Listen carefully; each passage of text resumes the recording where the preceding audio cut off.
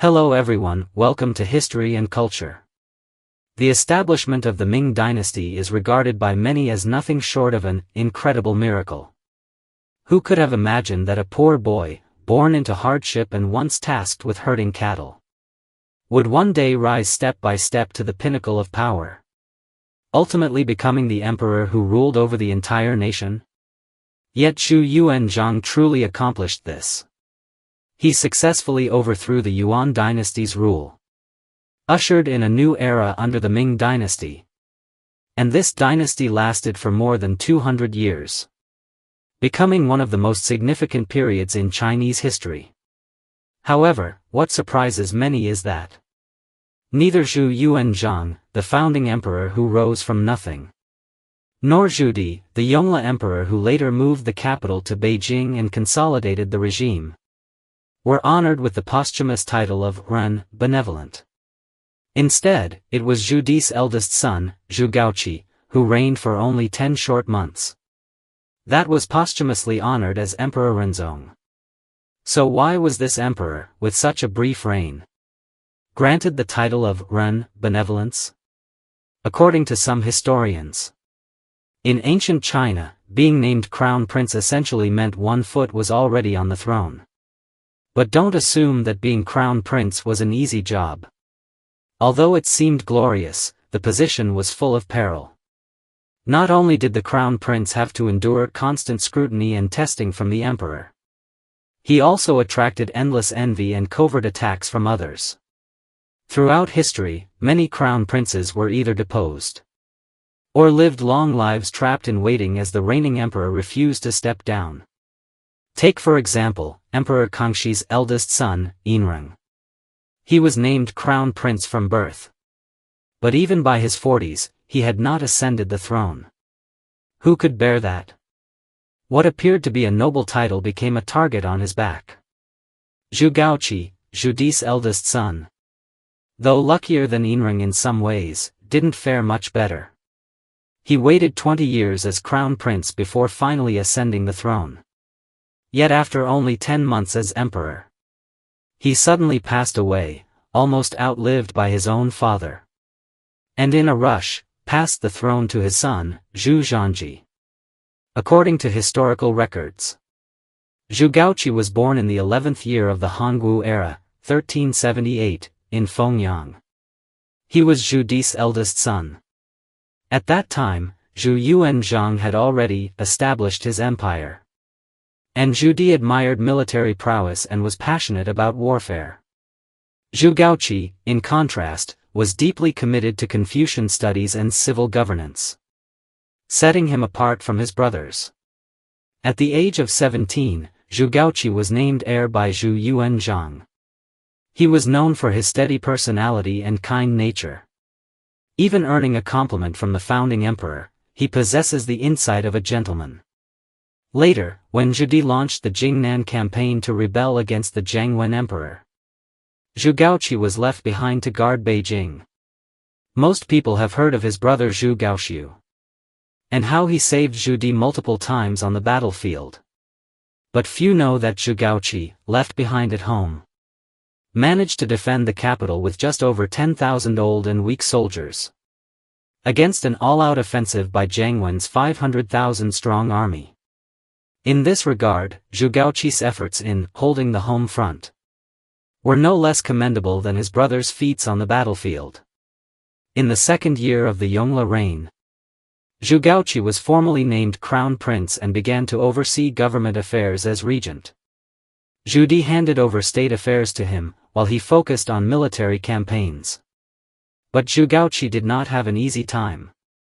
Besides managing national matters, he also had to deal with endless scheming and backstabbing from his two brothers. He lived in constant danger, walking a political tightrope. Thus, after enduring 20 years of pressure and hardship, it wasn't until the 22nd year of the Yongle reign, 1424, after Zhu Di's death, that Zhu Gaochi finally ascended to the throne. Yet just when he could finally breathe and enjoy his life as emperor, fate played a cruel trick. He fell ill and died just 10 months later. However, during that brief 10-month reign, Zhu Gaochi made several decisions that had a lasting impact and won him the love and respect of the people. It was because of this that he was posthumously honored as Emperor Renzong. Some historians have remarked that, compared to Zhu Yuanzhang and Zhu Di, Zhu Gaochi was undoubtedly much more benevolent. After Zhu Yuanzhang took the throne, he strengthened imperial power by ruthlessly purging meritorious officials. Liu Bei, once hailed as one of the 3 founding heroes, was marginalized. Hu Weiyong, though guilty, was punished excessively. And even Li Shanchang couldn't escape persecution. The infamous, for major cases, of the early Ming era are a stark reflection of Zhu Yuanzhang's iron-fisted rule to consolidate his power. From these cases, it is evident that Zhu Yuanzhang's method of governance was not only harsh but even ruthless, which in turn led to a large number of unjust, false, and mistaken cases. In order to combat corruption, Zhu Yuanzhang even invented cruel punishments such as Tiejia official, iron-coated punishment, and established secret police agencies like the Jinyui and the Eastern Depot, making everyone in the court live in fear and anxiety. After Zhu Di ascended the throne, the situation did not improve much. He not only suppressed civil officials who had surrendered during the Zhangwen reign but also inherited his father's violent gene, continuing the policy of harsh laws and severe punishment. It can be said that both emperors, who seized power through military means, ruled the country through high-pressure and coercive methods. In contrast, when Zhu Gaochi took the throne, he implemented a series of policies characterized by leniency and benevolence, which brought a refreshing change. Zhu Gaochi first corrected the suppression of royal relatives during Zhu Di's reign, and then began to reduce the severity of criminal laws. He believed in the principle of better to let the guilty go than to kill the innocent. Even those already sentenced to death had to go through multiple levels of review to ensure no miscarriage of justice. This respect for human life stood in stark contrast to Zhu Yuanzhang's cruel logic of better to kill 1,000 wrongly than let one guilty escape. In terms of political reform, Zhu Gaochi also made significant breakthroughs. After Zhu Yuanzhang abolished the position of prime minister, all power was concentrated in the hands of the emperor, and the cabinet was reduced to a purely advisory body, effectively rendered useless. However, during Zhu Gaochi's reign, he restructured the cabinet, granting it real authority. He promoted civil officials and filled the cabinet with capable and experienced Hanlin scholars and competent ministers. Many of the newly appointed high-ranking officials had previously served under him when he was Prince Regent in Nanjing or Beijing, such as Huang Huai and Yang Pu, who were reinstated. His former tutor and close associate Yang Shiqi became the chief grand secretary, and Yang Rong and Jin Yuzi also remained in their cabinet positions. To strengthen the cabinet's powers, each grand secretary was granted the title of a high-ranking first-class official and also took part in managing state affairs. They were no longer mere figureheads but active participants in real decision-making, able to influence national policy directly. From then on, the cabinet was no longer just a paper advisory group, but became a central pillar of effective political power in the Ming dynasty. Additionally, after Zhu Gaochi took the throne, he eliminated redundant officials, allowing excess personnel to retire from government service.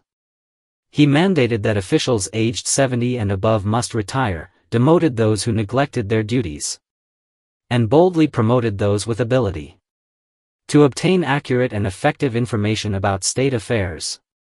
On October 18, Zhu Gaochi granted silver seals to 3 senior ministers, Yang Shiqi, Yang Rong, and Jin Yuzi, authorizing them to submit confidential memorials and even report misconduct by nobles and members of the royal family. He also dispatched supervising censors across the country to evaluate the performance of officials and to identify talented individuals as candidates for future appointments. Zhu Gaochi often encouraged ministers to speak frankly, even when he occasionally reprimanded or punished officials in anger. He would later reflect on his actions and often pardon them. He placed special emphasis on personal virtue and Confucian ethics in appointing officials, entrusting important responsibilities to those with both talent and integrity. Especially at the local level, he appointed disciplined, loyal, and incorruptible officials to administrative and judicial posts. Beyond these measures, Zhu Gaochi also made a far-reaching and important decision, relocating the capital. After successfully seizing the throne, his father Zhu moved the capital from Nanjing to Beijing in order to consolidate his power base in the north and better defend against threats from the Mongols and other border tribes.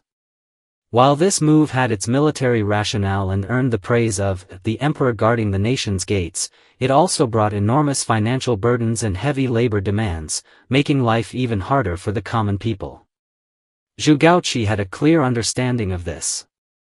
He observed that after the capital was moved to Beijing, not only did the cost of living double, but the people also had to bear heavy burdens to supply the needs of the capital. Moreover, he personally preferred the living environment in Nanjing. Thus, he ordered preparations to move the capital back to Nanjing, aiming to reduce the strain on the people and return the state's operations to a more frugal and stable condition. Unfortunately, heaven did not grant him more years. Before the relocation could be fully carried out, Zhu Gaochi suddenly passed away. This decree, which might have greatly benefited the people, was left unfinished. Nevertheless, all things considered, it was precisely under this benevolent and lenient administration that the Hongxi reign, though lasting only 10 months, laid a solid foundation for the country. The people were able to recuperate, the social economy quickly recovered, and the Ming dynasty thus entered the golden era known as the Renxian governance, Renshuan. This is the History and Culture channel. Liking and subscribing are the greatest help and support to us. Thank you everyone and see you in the next time.